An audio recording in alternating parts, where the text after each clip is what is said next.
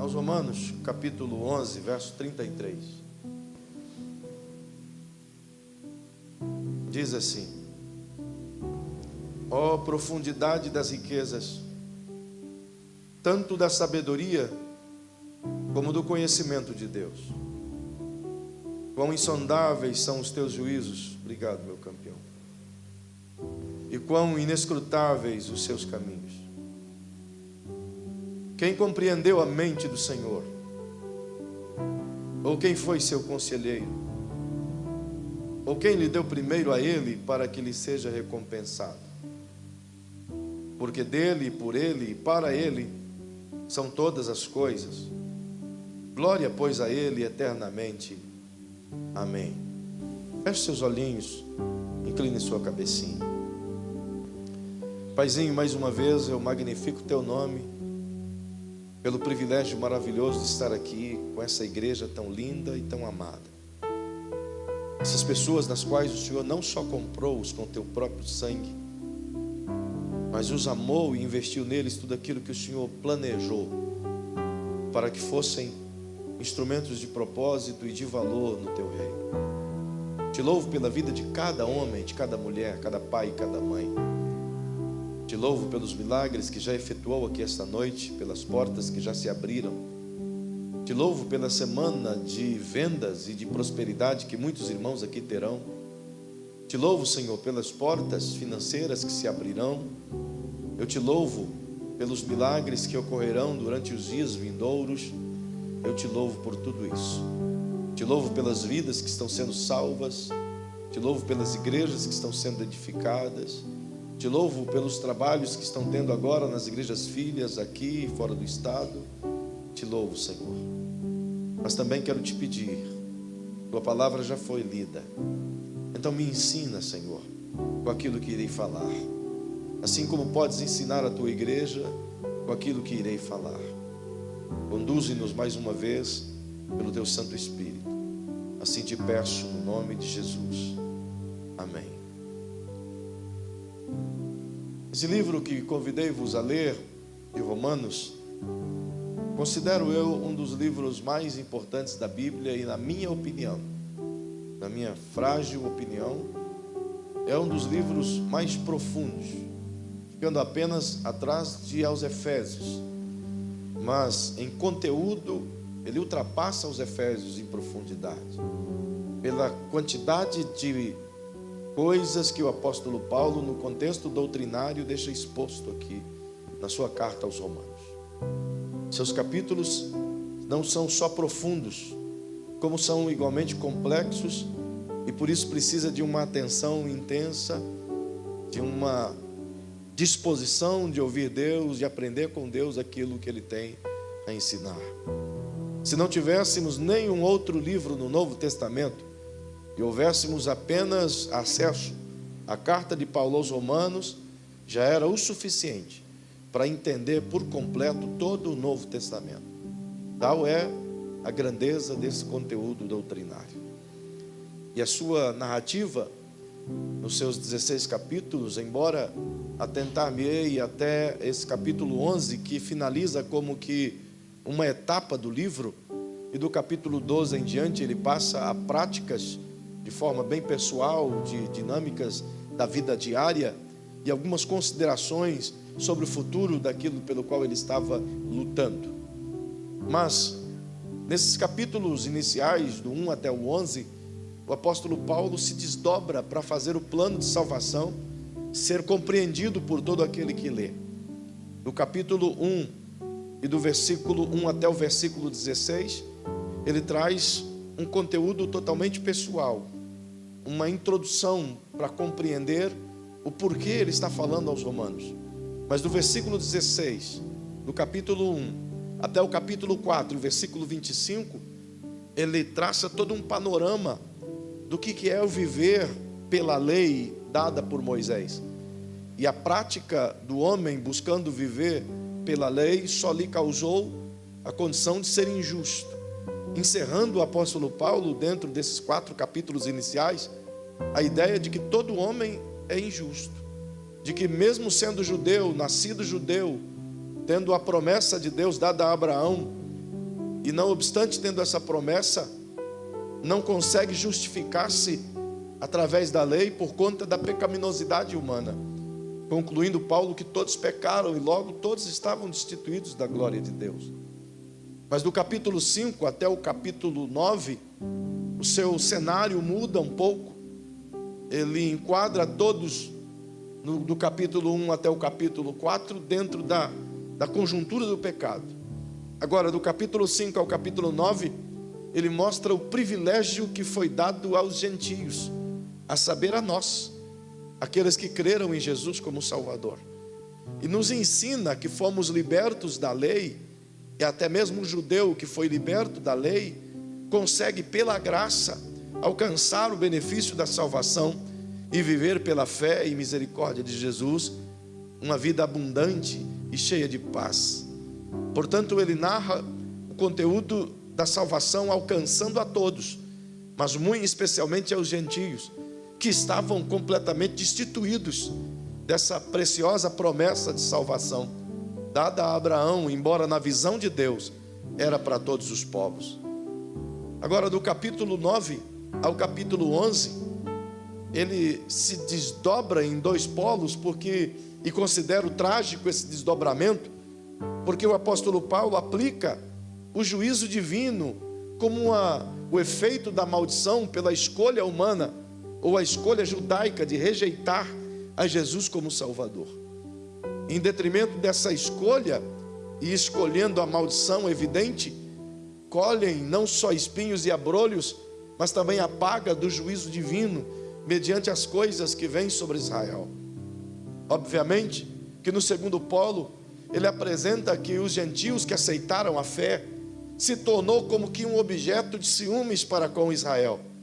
E de modo que, uma vez que Israel observa que Deus abriu a salvação e a promessa abraâmica a todas as gentes, inclusive os gentios, é o meio pelo qual Deus desperta neles, através de nós, o desejo de se submeter ao senhorio de Cristo. Ele conclui o capítulo 11, muito especialmente até o verso 32, mostrando que aprove Deus no seu plano salvífico, na sua forma de pensar, construir por etapas uma ideia onde todo homem pudesse chegar à conclusão que estão encerrados debaixo do pecado e que sem a graça salvadora de Jesus, nenhum ser humano, nenhum homem poderia ter acesso a Deus. Colocando ele isso, ele dá-nos uma visão muito clara de que a ideia do divino é fazer com que a sua palavra e o seu evangelho, que quer dizer as boas novas, a sua boa notícia de liberdade, seja estendida a todas as gentes, a todos os povos. É por isso e por essa causa que nos versículos 33 ao 36, Paulo ecoa aos nossos ouvidos a nossa leitura, para mim, a mais bela canção de adoração de toda a Bíblia. Eu gosto de pensar que esta é a mais profunda demonstração de reconhecimento da grandeza de Deus de toda a Bíblia. Você tem uma conjuntura de 150 salmos, mas nenhum dos 150 salmos consegue exprimir com tanta profundidade, grandeza, largura, o que Paulo consegue colocar aqui nesses 4 versículos. Você tem os cânticos de Moisés, você tem os cânticos de Davi, você tem palavras bonitas de Salomão, de Jeremias e outros profetas, mas nenhuma citação consegue exprimir algo tão profundo e de gratidão a Deus pelo plano de salvação, tanto quanto é mostrado nesses versículos. E é por isso que quero te convidar de maneira muito simples e breve, tentar observar algumas coisas do que o apóstolo Paulo nos ensina aqui esta noite. Perceba que ele começa a sua declamação com uma palavra que é o cerne de todo o versículo: ó profundidade. E ele aplica: ó profundidade das riquezas. A minha versão diz: tanto da sabedoria como do conhecimento de Deus. Outras versões dirão: ó profundidade das riquezas. Riquezas do quê? da sabedoria e do conhecimento. Não expressa tanto quanto, dá no mesmo sentido, embora eu goste mais dessa segunda expressão, que une numa só palavra ou numa só tônica as três coisas. Perceba que ele aqui coloca o plano de Deus em três estações maravilhosas. Ele esboça de forma linda o seu cântico, apresentando o plano salvífico em três etapas tão intrínsecas e tão perfeitas, mas unidas entre si. O que é notável logo de início, antes de observar essas três coisas, é notável observar o que ele chama de profundidade. Quando Paulo está cantando, ó profundidade. Foi muito bom o vídeo que Luciano gravou há pouco, numa das montanhas do Nepal, coisa que vivemos isso na pele. Walter deve se lembrar de tal cena, e realmente, altíssimas montanhas, e você vê aquele buraco infinitamente longe. Eu me lembro, e pautado nessa lembrança, me vem essa palavra profundidade, em uma das montanhas que nós subimos no Nepal, para observarmos e orarmos nessa montanha de madrugada pelo povo nepalês, e ao mesmo tempo ver o sol nascer sobre as montanhas geladas do Everest. Você deve se lembrar, na montanha das torres, e subimos altíssimo, onde as nuvens cobriam o topo. E era quando o sol nasceu, foi possível observar a altura que estávamos, mal dava para ver a planície das outras montanhas abaixo. O que observa-se dentro da palavra profundidade dá a impressão que Paulo está sobre um alto e elevado monte, e dessas alturas ele consegue perceber o nível e a profundidade infinita dessa riqueza que ele apresenta. Talvez, ou num ambiente como num mar aberto, em que ele possa imaginar, tal seja a profundidade do oceano, sem que ele consiga chegar ao fundo. O que ele esboça em profundidade não é apenas o sentido de uma palavra, mas é com certeza aquilo que ele entendia ser a verdade pura do seu coração. Quando ele diz, ó profundidade, ele está exatamente dizendo que é algo infinitamente inalcançável, que não é possível chegar ao topo, chegar à fundura, ou medir a extensão de tudo isso. Quando ele cita essa palavra profundidade, eu me lembro justamente porque está condicionado ao coração de Paulo. Lá no capítulo 3 de Efésios, por exemplo, dos versículos 17, se não me foge a memória, ele tenta ele tenta nos levar a compreender qual é a profundidade, qual é a altura, qual é a largura do grande amor e da bondade soberana do Criador. Paulo está querendo nos dizer, é imenso, é infinito, é profundo, é elevado, é altíssimo, é intocável. Oh, profundidade.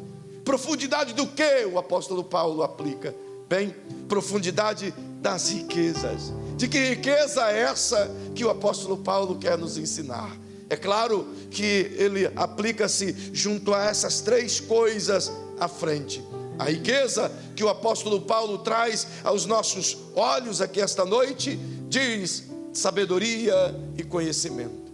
Entretanto, quando se fala dessa riqueza insondável da grandeza do divino, não dá para citar a riqueza sem se lembrar do que ele fala igualmente à igreja aos Efésios. Senão, perceba o que ele diz, vem comigo por bondade. Carta de Paulo à igreja em Éfeso, no capítulo 1 e o versículo 7, ele expressa que riqueza é essa que ele está falando. Nele temos a redenção pelo seu sangue, a remissão de pecados, segundo as riquezas da sua graça, que ele derramou profundamente sobre nós, em toda sabedoria e entendimento. Quando ele fala de riqueza, poderíamos dizer que a palavra riqueza aqui traduz a graça e a misericórdia de Deus, a bondade unida com a severidade, mas em suma, a graça e a misericórdia que andam juntas em todo o tempo da ação divina em nosso favor. Todas as vezes que você observar a palavra paulina de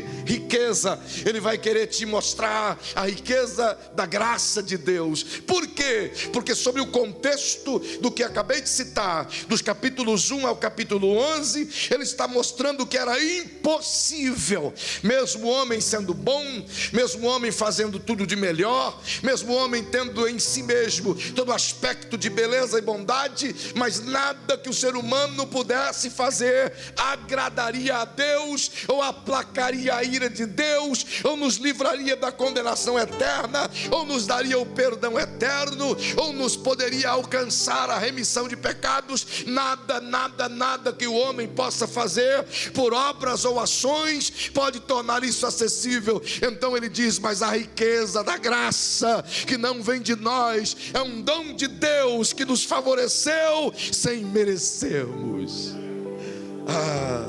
Graça. Paulo chama isso de riqueza. Só quem consegue compreender que riqueza é esta é aquele da qual viveu a escravidão do pecado. Quem nunca viveu a escravidão, as dores, o peso do pecado, quem nunca teve na sua cabeça as lembranças da miséria, da acusação maligna sobre os seus sentimentos, sobre suas emoções, não consegue imaginar que riqueza de graça é essa. Não consegue imaginar que liberdade alcançou em Cristo Jesus. Perceba que ele continua a sua afirmação tão poderosa. E no mesmo capítulo 1 de Éfeso, ou Efésios, os versículos 17, ele diz assim: para que o Deus de nosso Senhor Jesus Cristo, o Pai da glória, vos dê em seu conhecimento o espírito de sabedoria e de revelação. E oro também para que sejam iluminados os olhos do vosso entendimento, para que saibais qual seja a esperança da sua vocação, e quais as riquezas da glória da sua herança nos santos, e qual a suprema grandeza do seu poder para conosco, os que cremos, segundo a operação da força do seu poder, que manifestou em Cristo, ressuscitando-o dentre os mortos, e fazendo-o sentar-se à sua direita dos céus, acima de todo principado e autoridade, poder e domínio, e de todo nome que se nomeia, não só nesse século, mas também no vindouro. Ele continua falando dessa riqueza maravilhosa, do que ele diz que é profunda. Quando você observa na mesma carta, porém no capítulo 2, escrevendo aos Efésios, ele disse no versículo 7, para mostrar nos séculos vindouros as abundantes riquezas da sua graça, pela sua benignidade para conosco em Cristo Jesus. Ora, ele consegue ir mais além, escrevendo ainda no capítulo 3 do mesmo livro, no versículo 7 e 8 até o 9, quando ele diz: fui feito ministro desse evangelho, segundo o dom da graça de Deus, que me foi dado segundo a operação do seu poder. A mim, o menor de todos os santos, me foi dada esta graça de anunciar entre os gentios, por meio do evangelho, as riquezas insondáveis de Cristo, e demonstrar a todos qual seja a dispensação do mistério, que desde os séculos esteve oculto em Deus, que a tudo criou.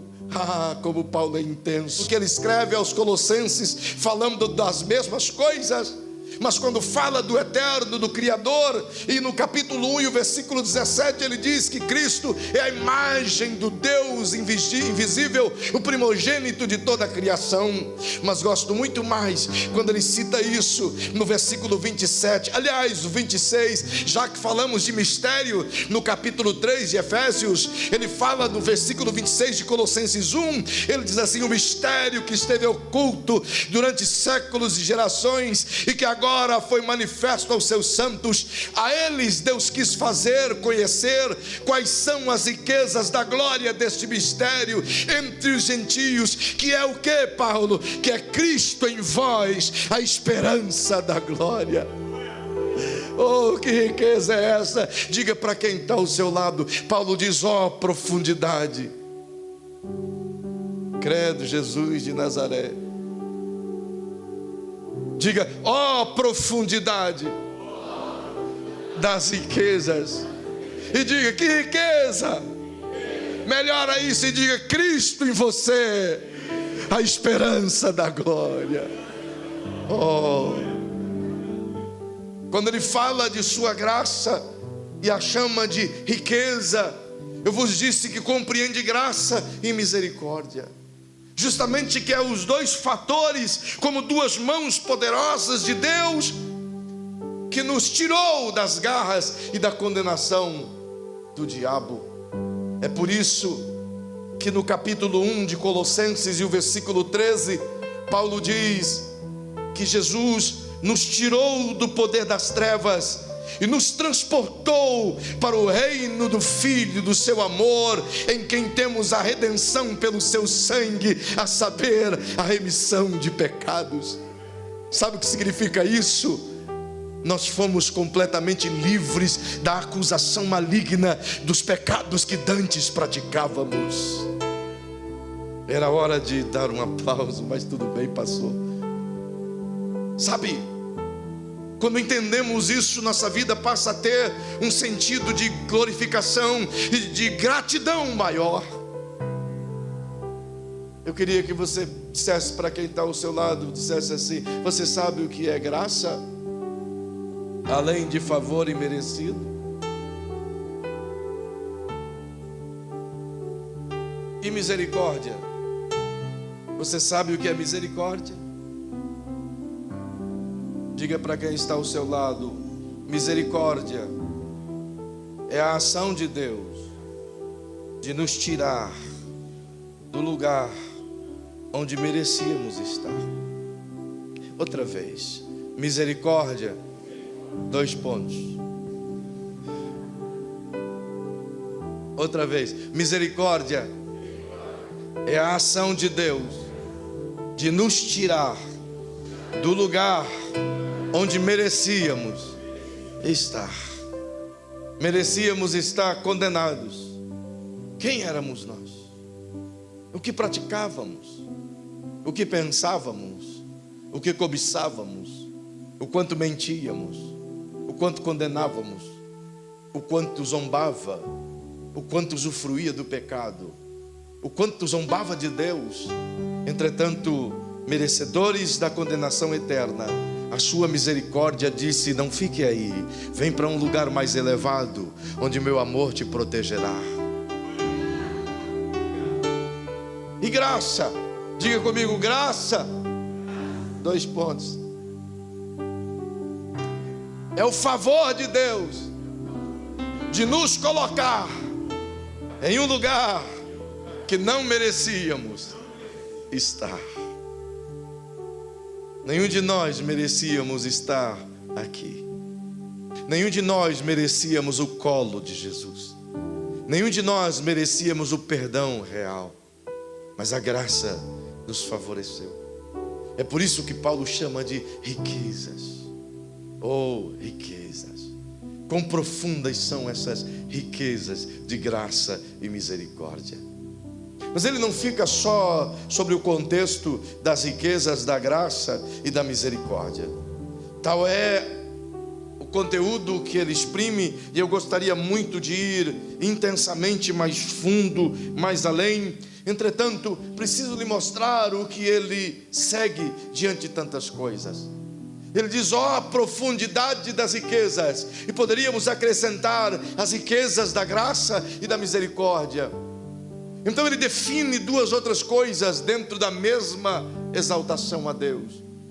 E ele diz: riquezas da sabedoria e do conhecimento de Deus.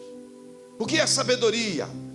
Bem, sabedoria difere do conhecer. Sabedoria difere do entendimento. Sabedoria difere da compreensão.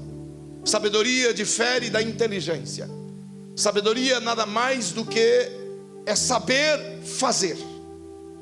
Pessoas sábias sabem como fazer. Existem pessoas cheias de conhecimento, mas não sabem como fazer, mesmo tendo o conhecimento.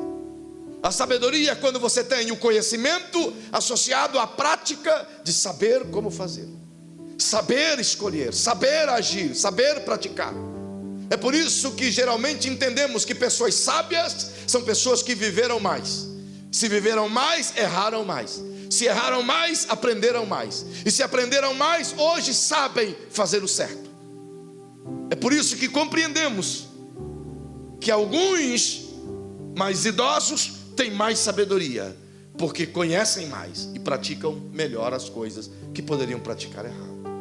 Mas é claro que a idade não é símbolo de sabedoria.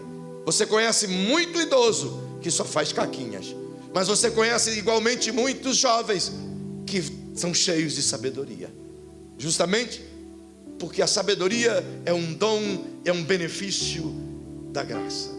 Paulo disse: quem tem necessidade de sabedoria, peça a Deus e Deus lhe dará. Repetindo o que outros profetas igualmente citaram: quem tem necessidade do saber e do conhecimento do Altíssimo, basta buscá-lo e ele se revelará aos nossos corações. Perceba que quando ele fala de sabedoria, ele está dizendo que Deus sabe como fazer. Ele tem entendimento de como fazer. Se tem alguém que sabe as coisas, esse é Deus. Ele não só tem o conhecimento de tudo, como sabe utilizar o tudo. E é essa sabedoria do divino que Paulo gostaria que compreendêssemos, porque compreendendo-a, poderemos praticá-la na nossa vida de tal modo que o nosso sofrimento seja amenizado. Se não, perceba o que ele quer nos ensinar. Bem, olhando a sabedoria divina, eu percebo que ela nos confunde. Quando procuramos entender a sabedoria de Deus, e quando as pessoas procuram conceber a sabedoria de Deus em sua mente, tem a tendência de enlouquecer, de perturbar-se. Tal é a grandeza da sabedoria. É justamente nesse ponto que Paulo escreve em 1 Coríntios, no capítulo 1, e o versículo 25, dizendo que a loucura de Deus é mais sábia do que a sabedoria dos homens, e que Deus escolheu as coisas loucas deste mundo para confundir as coisas sábias, justamente porque jamais compreenderemos a mente criativa do divino. É nesse ponto que Deus se refere a si mesmo quando fala a Isaías: os meus pensamentos são mais altos do que os seus pensamentos. Óbvio, não conseguimos alcançá-los.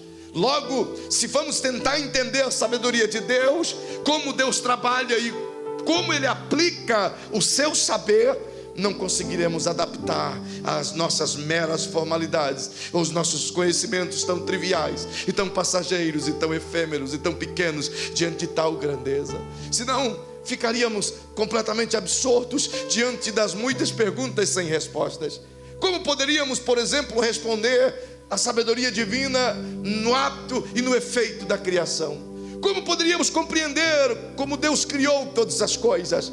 Como poderíamos compreender de onde veio o divino, quem o criou, quem o formou, como ele foi gerado, onde ele mora exatamente, qual é o formato do seu rosto, se ele é espírito, qual é o estilo de sua fala, qual é o barulho de sua voz, se não através das teofanias que o conhecemos? Como poderíamos compreender a forma como ele disse: haja luz e houve luz? Como poderíamos compreender como ele trabalhou todo o cosmo e colocou tudo no seu devido lugar? Como a nossa mente finita e fraca poderia conceber a sabedoria divina ao tentar analisar todo esse vasto universo que ele formou com os seus dedos gloriosos? Segundo a ciência, afirmando que existe pouco mais de 200 milhões de galáxias. Eu não sei como conseguiram chegar, se os telescópios dos quais ainda existem, todo o seu poder, já conseguiram diagnosticar 3 ou 4 próximas da nossa Via Láctea, mas afirmam eles que o universo é tão expansivo, é tão crescente, é tão vasto, que existe a bagatela de 200 milhões de galáxias. Como ele conseguiu organizar a nossa própria galáxia, girando em torno do seu eixo, cuja estrela mais próxima de nosso pequeno planeta é o equivalente a 20 mil anos-luz distantes de nós. Se um ano-luz é mais de 1 milhão de quilômetros por segundo, imaginem os senhores como poderíamos alcançar tal distância E se você me perguntar como é que eles mediram, eu também não vou saber te explicar. Entretanto, ainda que afirmam os cientistas que tal grandeza, tal nobreza, tal coisa exista, posso até confiar nos seus aparelhos, pois muitos deles se enquadram nas Escrituras. Então imaginemos as distâncias, a grandeza, as elevações, a conjuntura em que o Eterno coloca o sol, a lua, as estrelas, todas em sua sincronia, girando em torno do seu eixo invisível. Como Ele conseguiu fazer tudo isso? Como Ele colocou em ordem essas coisas todas? Como trabalhou nessa hegemonia? Como poderíamos responder à indagação de nossa fraca sabedoria? Como Deus formou o homem? Quando você passa a olhar para si mesmo, basta você simplesmente mirar um pouco a sua própria mão e procurar conhecer as linhas da sua mão, os desenhos que ela possui. Você vai ficar encantado de tal sincronia, tal beleza, e imaginar que existe 206 milhões de pessoas no Brasil e nenhuma delas tem um dedo, uma impressão digital igual, e tem 7 bilhões e 200 milhões de pessoas na Terra e nenhuma delas tem uma digital igual. Quem desenhou isso? Como Ele arquitetou essa conjuntura física do qual é o nosso biotipo? Imagine a mente e uma sabedoria de como fazer de um simples barro.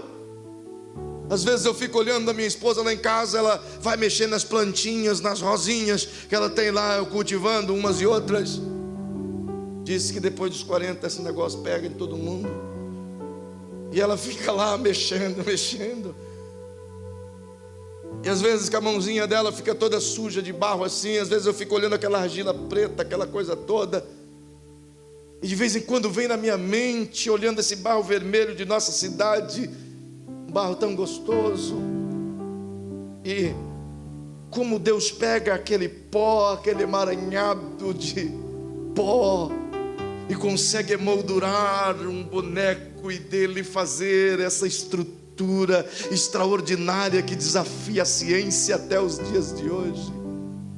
Como Ele pôde pegar de um pedaço de torrão de terra e formar nele 206 ossos que se interligam, linkados e estabelecidos, pasmem vocês, por cerca de 115 mil quilômetros de nervos que se entrelaçam para unir os ossos. E esses nervos dão lugar aos filamentos de carne e músculos que precisam ser somados a 1 trilhão de células vivas que unem-se uma a outra e vão se formando a carne, dando vivacidade, justamente porque cada uma dessas células são vivas, possuindo membrana, citoplasma, núcleo e tantas outras coisinhas mais dentro de si mesma, invisíveis aos olhos, mas que se comprometem uma com a outra de formar essa cobertura carnal sobre os nossos ossos, que recebem vida através de filamentos de veias incríveis. Pasme, que dizem os cientistas que se pegar as veias de um ser humano adulto e classificá-las uma após a outra, nós teremos a bagatela de 215 mil quilômetros de veias em cada corpo humano. Uau! Tudo isso movimentado por uma máquina que nenhuma outra máquina no mundo. Eu conheci essa semana uma irmãzinha alemã de 102 anos de idade e que caminha 6 quilômetros por dia. Eu pedi para beber do suco que ela bebe. Enfim, uau! Como pode um coração bater durante 102 anos, bombeando sangue por 215 mil quilômetros do corpo dela? Como pode? Isso deixa a ciência perplexa. Como essa máquina que não tem peça de reposição pode continuar viva, batendo, mesmo comendo o que você come, bebendo o que você bebe, fazendo o que você faz. Que coisa! Toda essa estrutura biológica e molecular administrada por uma cabeça incrivelmente grande. Grande em todos os sentidos no meu caso. Mas com um cérebro dotado de tal capacidade que as células são cerca de 200 milhões de células nervosas, mas com 1 bilhão de neurônios trafegando entre os nervos, dos quais chocam-se um com o outro, provocando os pensamentos e tantas outras coisinhas que aparecem dentro do cérebro humano. E recentemente uma pesquisa de uma empresa norte-americana afirmou que o cérebro humano tem a capacidade de processar 1 bilhão de gigabytes por segundo. 1 bilhão de gigabytes por segundo. Uau! Tudo isso dentro da sua cabecinha.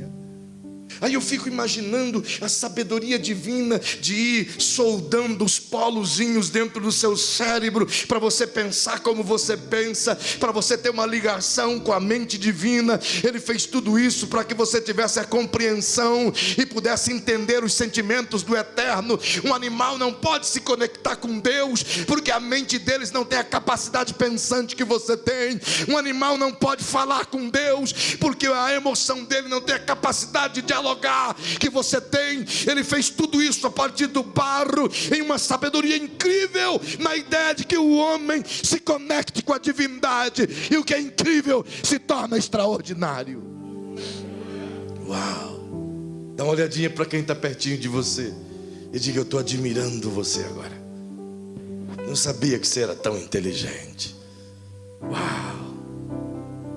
Você pode ir muito mais além do que você já foi. Você subestima a capacidade da sua mente. Você tem fechado a sua mente para as coisas. E o tempo todo você vê Jesus dizendo: abre a tua mente, mude a tua maneira de pensar.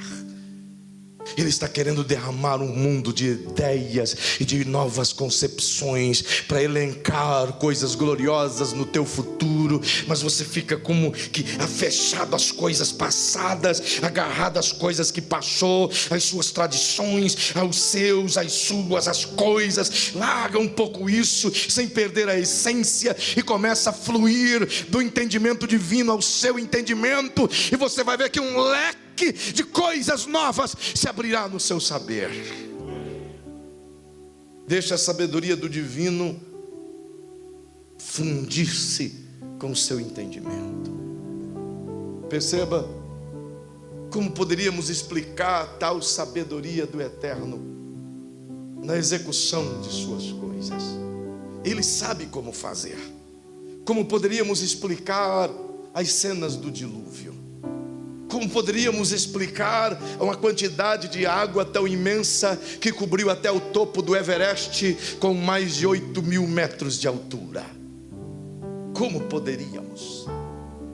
O pico mais alto na África, o Kilimanjaro, tem 4.100 metros e o seu topo é coberto de neve, enquanto que você olha o Everest, o Annapurna, o K2, tem mais de 7.000 metros de altura e são completamente cobertos de neve e nuvens. Como que tinha tanta água para cobrir tudo isso?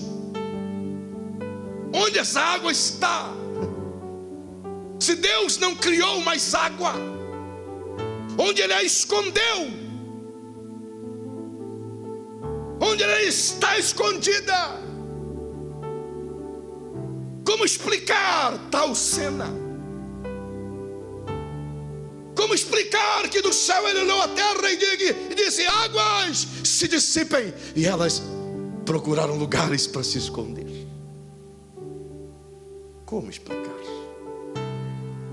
Como explicar Êxodo 14, quando Deus vem a Moisés e diz: toca o seu cajado no mar, e o mar se fende em dois,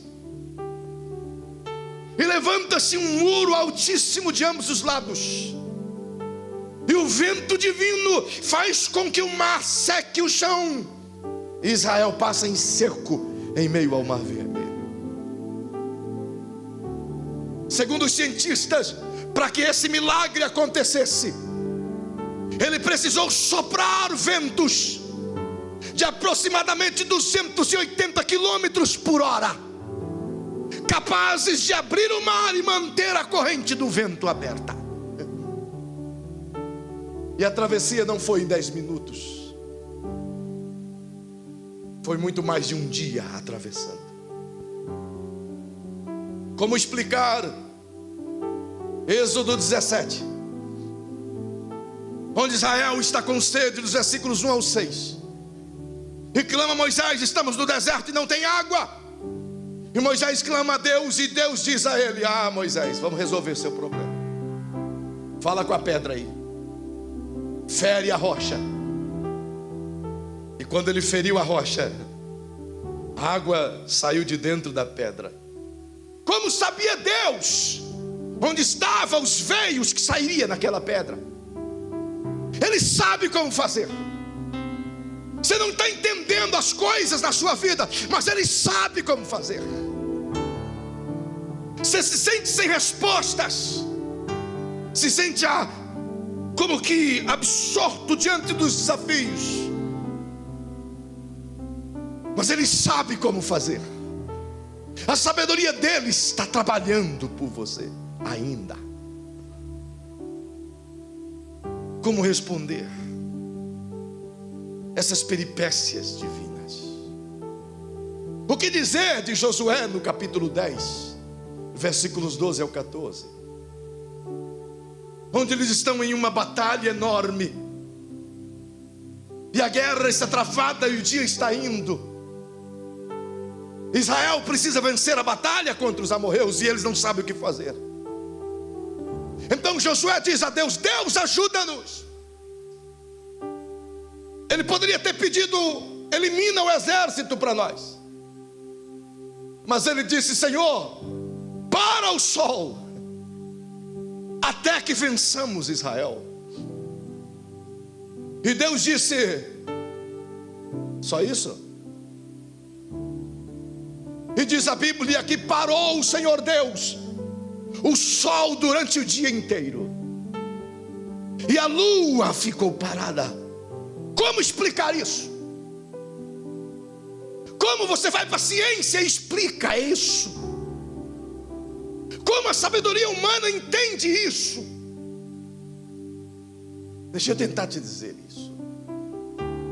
Para que esse ato acontecesse, algo tem que ser movido. Deus não ia fazer apenas uma ação, mas é uma ação intensa. Diga para quem está ao seu lado: toda a ação de Deus promove uma reação em cadeia. Deus nunca vai abençoar você, irmão, apenas por você. Deus nunca vai fazer algo por mim ou por ti, apenas por mim ou por ti. Porque assim como Ele linkou todas as plantas à terra, Ele linkou todo ser humano ao ser humano. Todo ser que vive está linkado um ao outro. Nada do que Deus faz ao meu respeito fica sem ação para com o meu próximo. Tudo está interligado. Para Ele resolver esse problema de Josué, temos que eliminar as equações. Como pode o sol parar, se a terra é que gira em torno do sol? Vocês concordam comigo? Embora alguns malucos dizem que a terra é plana, tem tomado muita Coca-Cola estragada. Imagine, tente pensar comigo. A nossa terra agora, ela está girando em torno de si mesma. Enquanto gira em torno do sol, ela está girando em torno de si mesma a uma velocidade de 1.700 quilômetros por hora. 1.700 quilômetros por hora. Você está sentindo? Alguém aí está sentindo a terra girar? Mas algumas pessoas já sentiram. Quando você vê alguém meio tonto por aí afora, é por causa da terra. Você conhece algum? Já está justificado. Mas imagine você que a Terra gira 1.700 km por hora em torno de si mesma. Não parece um absurdo? Uma rotação em torno de si mesma de 1.700 quilômetros. O jato mais potente chega a 1.360, 1.340 quilômetros por hora, acima da velocidade do som. E ela gira a 1.700 quilômetros por hora. Mas ela está girando em torno do Sol, no seu processo que dura 365 dias. Pasme, não a 1.700 quilômetros por hora, mas a velocidade incrível de mais de 200 mil quilômetros por hora. Agora, o Sol também gira. Todos os planetas estão girando em torno do Sol, assim como a Terra está girando em torno do Sol e está girando em torno de si mesma. E os cientistas dizem que o Sol gira dentro da Via Láctea, que por isso que ela é assim como um vórtice, que ela gira em torno de si mesma a uma velocidade de 900 mil quilômetros por hora. Agora tenta pensar comigo, só a Terra girando a 1.700 km por hora, e Deus diz, parou! Imagine o que aconteceria. Tenta imaginar. Tenta você estar correndo a 100 km por hora, e de repente Deus diz, parou! O que acontece com o teu carro? Pergunta aí para o irmão que está pertinho de você. Eu tenho que acabar essa mensagem. E agora? Jesus de Nazaré. O que tem que acontecer? Morre tudo. Você imagina Deus girando a terra em uma velocidade de 1.700 km por hora e simplesmente todo o impacto levaria as pessoas para fora da sua linha de gravidade. A terra seria explodida em milésimos de segundos. Então diga para quem está ao seu lado, então isso aqui, como Deus fez isso? Diga, como Deus fez isso? Agora melhor, ele diz, ele sabe como fazer. E como ele fez então? Deus não parou o sol, Deus não parou a lua, Deus parou o universo. O universo inteiro parou de girar, para que tudo se encaixasse na sabedoria divina. Ele sabe como fazer. Agora coloca a mão no ombro de quem está ao seu lado e diga, se Deus foi capaz de parar o universo para atender o pedido de um capitão, você está preocupado com o que mesmo?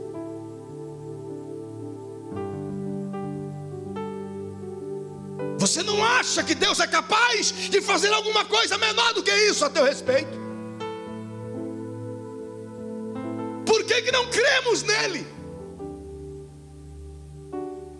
Por que não cremos nele?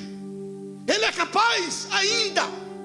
Não mudou, o seu poder é o mesmo ainda. Uau, você tem que crer nele. Não duvide dele. Se ele quiser fazer parar tudo agora, ele para de novo. Porque ele é Deus e continua sendo Deus. Disse ele, operando Deus, quem impedirá? Quando você vai em 2 Reis 20, versículos 13 em diante, você vai ter Ezequias doente, virado para o canto, chorando. E Deus diz a ele, eu vou te dar mais 15 anos de vida, fica tranquilo, tua enfermidade vai sarar. Aí ele diz assim, Senhor, me dá um sinal de que isso é verdade, que tu vai acontecer. Aí Deus diz, fala aí o que tu quer. Ele diz, está vendo o relógio de Acais ali? Deus disse, eu estou vendo. Ele disse, então, aquilo ali. Deus disse, tu quer que eu adiante o relógio, a sombra do relógio? Ele disse para Deus, não Deus, isso aí é fácil. Adiantar é moleza. É só fazer fazer rapidinho o negócio. Eu quero é slow motion. Eu quero é para trás. Eu quero é rebobinar a fita. Eu quero que o Senhor volte o tempo em 10 graus. Sabe o que significa 10 graus no relógio de Acais? 40 minutos. Ele disse: volta o tempo, Deus, em 40 minutos. E sabe o que Deus fez? O dia teve só 23 horas e 20 minutos. Porque ele voltou, horário de verão. Deus que inventou. Você está achando que é difícil Ele fazer alguma coisa para você amanhã? Você está achando que é difícil Deus mover os céus e terra para te ajudar em alguma coisa amanhã? Você está achando que é difícil Deus se movimentar para socorrer você nas suas aflições, nas suas coisas? Porque duvidas dEle. Porque duvidas do poder dEle. Ele continua o mesmo. Taque o seu braço profético sobre o ombro de quem está perto de você e diga: não duvide do meu Pai. Ele continua o mesmo. Vocês estão muito quietos demais, muito quietos demais. Basta ficar um domingo fora, vocês ficam assim. Anima quem está pertinho de você e diga: Ele continua o mesmo. O mesmo. Quantas coisas eu poderia citar para você aqui de inexplicável. Mas Paulo diz: a sabedoria de Deus. Oh, profundidade da sabedoria de Deus. Porque Ele sabe como fazer. Ah, pastor, mas é muito difícil. Eu estou com um processo enrolado na justiça há tanto tempo. Olha, talvez se o juiz Moro vir para cá melhora, mas não sei se vai acontecer. Enfim, Ele continua sendo o mesmo Deus. Ele levanta reis, derruba reis. Ele levanta governos, derruba governos. Ele mexe em papéis, Ele abre prisões, Ele para o sol, Ele mexe com a lua, Ele faz nascer, Ele faz derrubar, Ele aplaca, Ele constrói, Ele abate, Ele levanta. Ele continua o mesmo, seu poder é o mesmo. As portas se abrem ou se fecham, Ele continua o mesmo. Creia nele, creia nele, creia nele.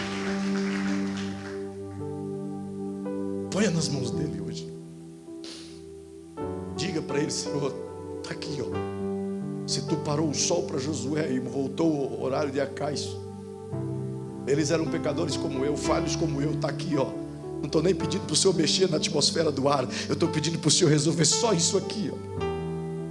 Ele quer se mostrar Deus na sua vida, para que você possa levantar as duas mãos aos céus e dizer: ó, profundidade das riquezas, tanto da sabedoria quanto do conhecimento de Deus. Louve a Ele. Ele sabe como fazer. Ele sabe como agir. Quando o apóstolo Paulo fala profundidade do conhecimento de Deus, Ele não só sabe como fazer, mas Ele também sabe onde fazer, em quem fazer. Sabe por quê? Não há uma só pessoa aqui esta noite cujos olhos do Senhor não tenha escaneado por completo.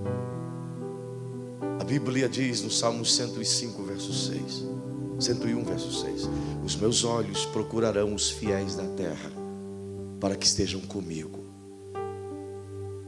Eles sabem quem fazer. Ele está vendo a sua aflição aí mesmo, agora, nesse momento que você está dizendo a si mesmo: mas o meu problema é difícil. Ele está ouvindo isso aí, identificando agora. É para você que eu quero dizer. Ele sabe e com o jeito e em quem deve fazer. Ele sabe exatamente onde está doendo a sua ferida. Ele sabe quem te deu o nó. Ele sabe quem puxou o teu tapete. Ele sabe quem está falando mal de você. Ele sabe quem está tirando pedras em você. Ele sabe quem está fazendo cama de gato para te derrubar.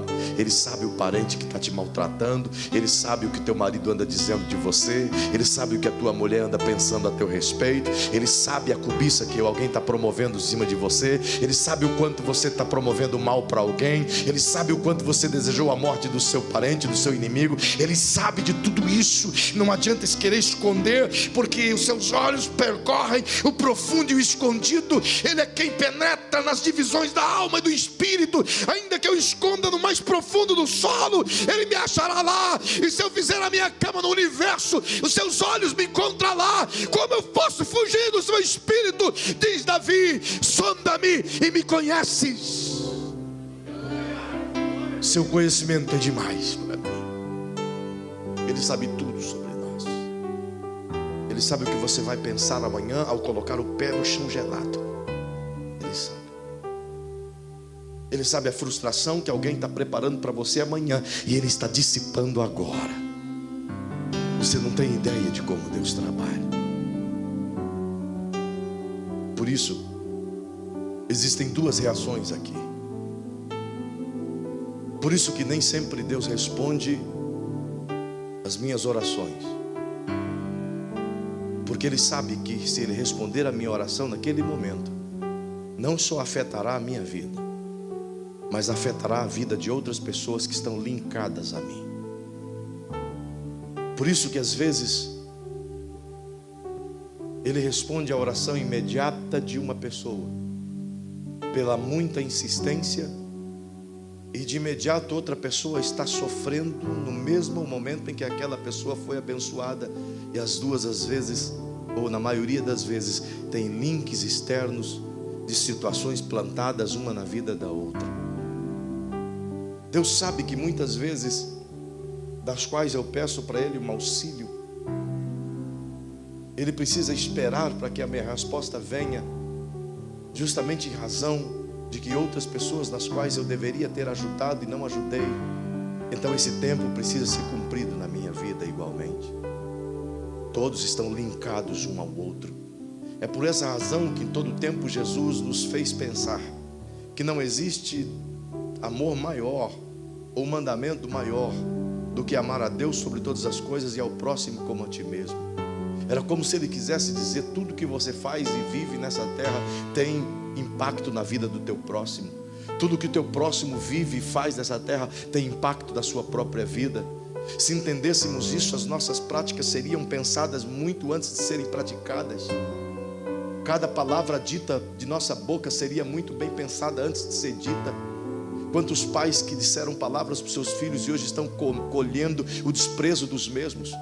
Quantos filhos que maldiçoaram seus pais e hoje estão pagando em cima de cadeiras de rodas ou morrendo, e a gente acha que Deus não é o mesmo, que não julga mais como julgava antigamente. Converse com Ananias e Safira, ele vai explicar para você que morreram na porta do templo porque tentou enganar a Deus. Conversa para Simão e com o Elimais, que tentou comprar as coisas de Deus e ficou cego diante do altar. Conversa com muita gente por aí afora que está sofrendo e gemendo porque zombaram, brincaram com a divindade. Deus continua o mesmo, Ele conhece cada um, e ainda que eu disfarce o meu sentimento, ainda que eu tenha palavras bonitas para descrevê-lo, mas Ele sabe o que eu sinto por Ele aqui dentro. E quando eu digo para Ele: Senhor, eu prometo, eu vou fazer diferente para Ti a partir de agora, Ele olha para dentro de mim e diz: você já falou isso ontem, eu sei que você não é capaz de fazer, você está tentando me enganar. Então, meu irmão, seja o mais sincero possível com Deus. Não fale aquilo que você não pode fazer, e não pratique aquilo que você não quer que pratiquem com você, porque tudo que fazemos aqui releva-se em nós igualmente, como pratica o próximo e cai igualmente neles. Tudo gera uma reação em cadeia. O segundo polo é que quando Deus decide responder a minhas indagações, usando sua soberania, que manifesta sobre sua sabedoria e seu conhecimento, é justamente porque Ele sabe que algumas coisas que Ele está respondendo em mim vai afetar você. Então por isso Ele precisa de utilizar inclusive a minha própria dor para fazer com que o meu próximo seja alcançado. Ele sabe que eu posso aguentar a dor. Ele sabe que eu posso suportar as coisas. Então Ele diz: estou contando contigo, filho. No meio da tua dor, você testemunhar para quem está doente, para quem está sofrendo, que está enfraquecido na fé. Testemunha para ele que você igualmente sofre. Você sente dores igual. Eu vou responder a tua oração, mas primeiro eu tenho que usar a tua dor para levantar alguém que está caído. Eu vou responder a tua oração, mas primeiro eu tenho que ajudar aquele que não consegue crer em mim. Eu vou responder a tua oração, mas eu vou usar a tua lágrima para quebrantar a vida daquele que não chora mais.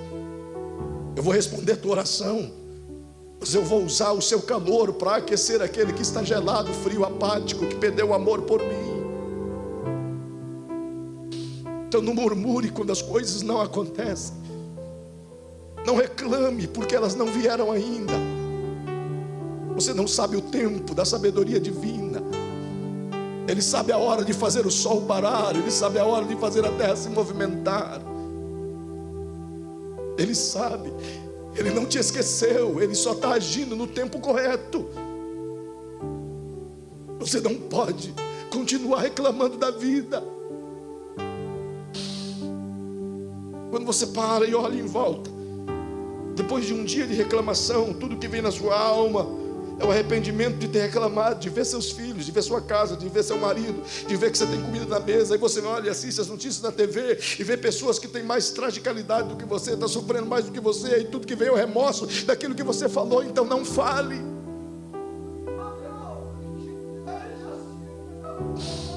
Segure a onda, não fale. Deixa Deus cuidar de você, deixa Ele cuidar do jeito dele. Às vezes Ele tem que abrir você com um bisturi, separar as vísceras, separar os órgãos. Ele tem que cuidar de um por um, sabe? Deixa Ele cuidar do jeito dele. Não julgue. Não julgue mais. Eu queria que você ficasse em pé. Não julgue mais. Não questione mais. Quando a sua alma desejar dizer: por que, Senhor? Diga para Ele: obrigado, Senhor, eu sei que Tu és Deus. Ele continua o mesmo. Ele continua o mesmo.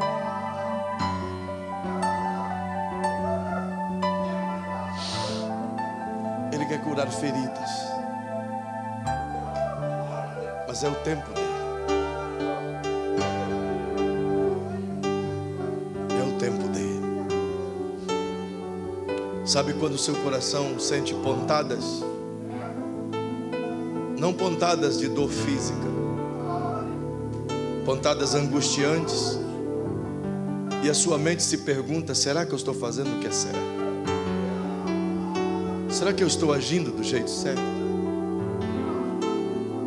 É o Espírito Santo tentando alertar você de que alguma coisa está errada, que você não pode continuar do mesmo jeito. É Ele te dando a oportunidade de rever situações, refazer alianças, consertar altares. Ele continua sendo o mesmo. E Ele quer ter essa credibilidade com você. Eu queria que você esta noite pudesse inclinar a sua cabecinha agora.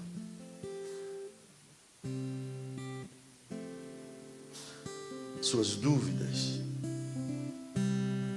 seus fracassos são diariamente lançados em rosto, como que se o diabo quisesse mostrar a você que você vai e cai, sobe e desce, avança, retrocede.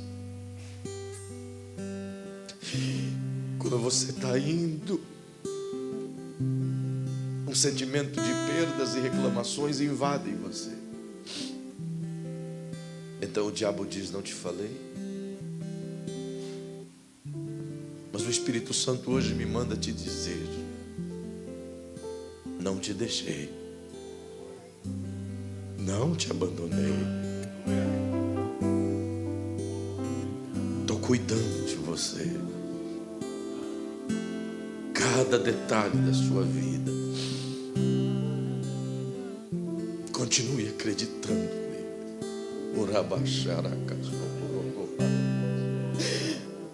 Se essa palavra falou com alguém aqui, eu te convido a você, se quiser, sair do seu lugar, eu quero orar com você aqui essa noite. Se você quiser, sai do seu lugar. Eu quero orar com você aqui no altar. Em nome de Jesus. Vem. Tá difícil, não tá? Então vem. Oh, Senhor.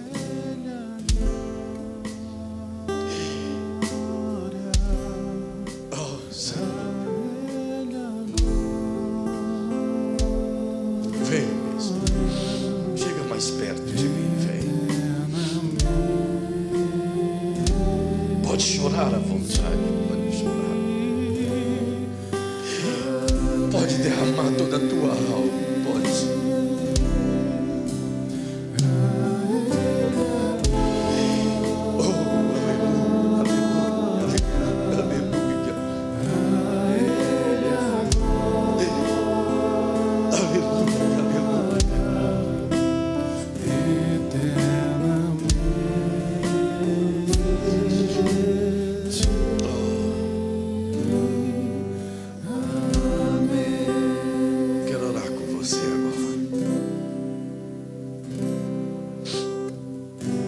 Você estiver aqui na frente ou na galeria, conecte-se com o Senhor agora. Ele sabe como fazer, Ele sabe em quem fazer. Ele está te vendo agora. Seja verdadeiro com Ele. Abre agora a tua alma e diz tudo para Ele. Fala a sua decepção, pode falar. Diga: eu me decepcionei, Senhor. Eu reclamei de Ti porque eu acreditava que Tu ia fazer do jeito que eu queria, mas Tu não fez, então eu me decepcionei. Eu parei de crer, eu parei de agir pela fé. Agora, ore a Ele. Paizinho querido, Pai de amor, de misericórdia, de graça e de bondade, sei que Tu continuas o mesmo, não mudaste, que quem mudou foi nós. Eu sei que Tu continua misericordioso, amoroso, cheio de graça, mas eu também sei que nós mudamos, Senhor. Em algum momento nos tornamos rancorosos, amargurados, falsos, pobres. Em algum momento, Senhor, nos tornamos incrédulos, nos tornamos duvidosos. Em algum momento, Senhor, nós olhamos para trás e só conseguimos ver os problemas. Não conseguimos ver os milagres que o Senhor já fez. Esquecemos de olhar as coisas que nos dão esperança e passamos a olhar apenas as coisas que nos afligem. Então, antes de Te pedir algo, Senhor, do que podes fazer por nós, eu Te peço, nos perdoa. Perdoa pelas nossas reclamações, porque Tu não fazes as coisas no tempo que eu acho que deveria fazer. E agora eu entendo que o Senhor não faz porque está preparando melhor para mim, assim como foi para com Israel. Agora eu entendo que o Senhor ainda está usando a minha dor para ajudar a levantar alguém que tem maior dor do que eu. Eu entendo agora.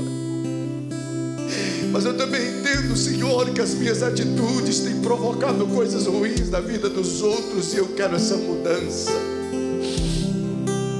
Eu não quero mais isso na minha vida, nem na vida dessa igreja, Senhor. Quero Te pedir sobre essas pessoas que estão aqui em lágrimas diante desse altar. Elas estão igualmente reconhecendo, Senhor, que só Tu podes fazer o milagre na vida delas. Ninguém mais pode. Só Tu pode, Senhor, acender o fogo que se apagou. Só Tu pode. Só Tu pode abrir a porta que se fechou. Só o Senhor pode reavivar o que apagou, Senhor. Só Tu pode. Só Tu pode trazer de volta a esperança. Só Tu pode renascer, Senhor, aquilo que apagou dentro de nós. Só Tu pode perdoar os nossos pecados. Só o Senhor pode fazer. É por isso que eu quero sair daqui esta noite com esta igreja crendo em Ti, Senhor, sabendo que Tu és o mesmo e que Tu há de operar as coisas segundo queres ao seu tempo, porque sabes como fazer e em quem fazer. Então, dessas pessoas que estão aqui, Senhor, Tu as conheces.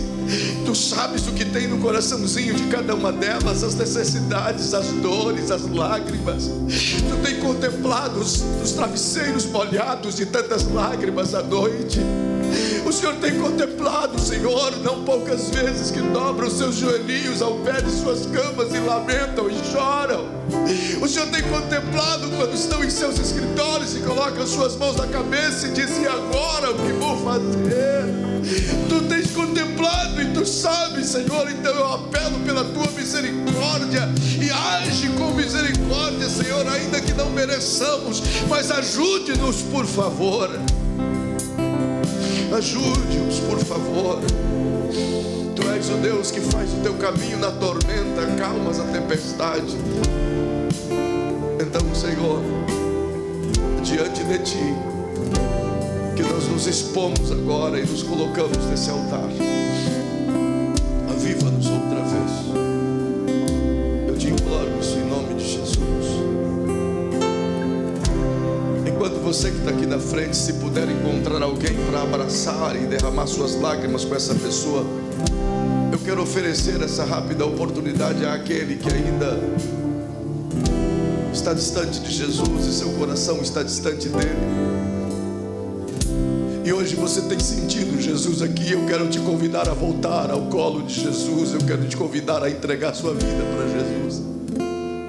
E se houver alguém aqui essa noite que queira tomar essa decisão tão sábia, basta levantar uma de suas mãos onde você estiver e eu quero orar com você. Se houver alguém aqui essa noite que diz: eu estava distante de Jesus, mas hoje eu quero voltar. Eu estava sem Ele, mas hoje eu quero voltar para casa com Ele. Se houver alguém aqui essa noite indeciso na sua vida de salvação, levante bem alto a tua mão para que eu possa ver você. Há alguém aqui essa noite que quer entregar-se a esse Deus de amor mais uma vez? Eu não tenho mais tempo para lhe esperar, mas eu faria isso com todo prazer a noite inteira. Há alguém aqui essa noite? É meu último convite. Alguém, levante a mão agora se você deseja entregar-se a Cristo. Nesse momento final eu vou pedir para todos vocês se abraçarem aí na igreja. Vamos terminar com essa canção. Abrace quem está perto de você, abrace. Me dá um pouquinho de luz, abrace essa pessoa aí. Abrace, cante. Cantemos juntos essa canção.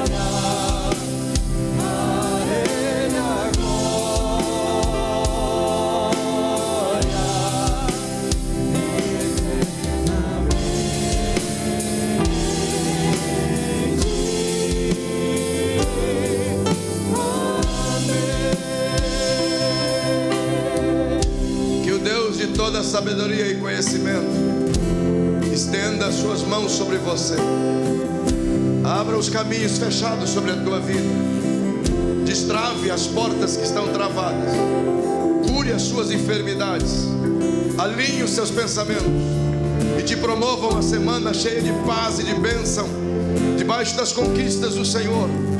Que o Senhor Deus de paz te leve, te guarde e te abençoe, em o nome de Jesus. Vá em paz, Deus te abençoe.